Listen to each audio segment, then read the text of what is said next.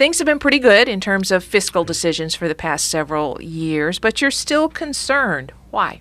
Well, spending growth has been about 2.5% for the last few years. Up until last year, it was about 3.8%, and this year it's looking about the same amount.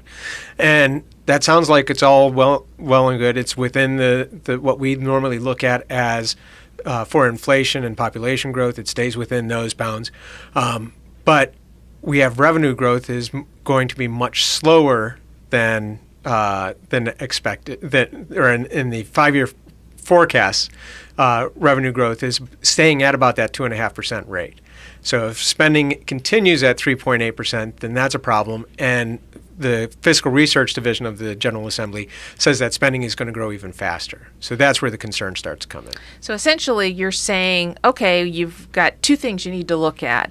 One is what you take in. That's your tax revenue, your fees, et cetera. And the other thing is what's going out the door, Right. what you're spending.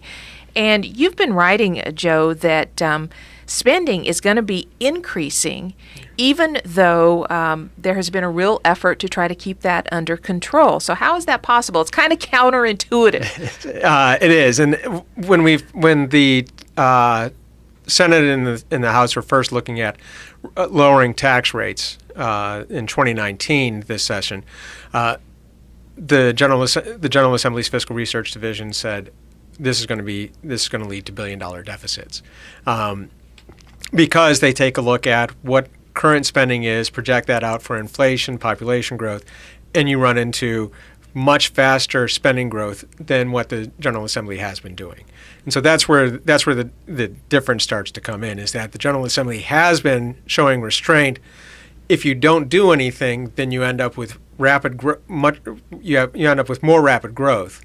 And so it just means that they have to continue making difficult decisions on what they spend and where they spend it in order to keep spending in line.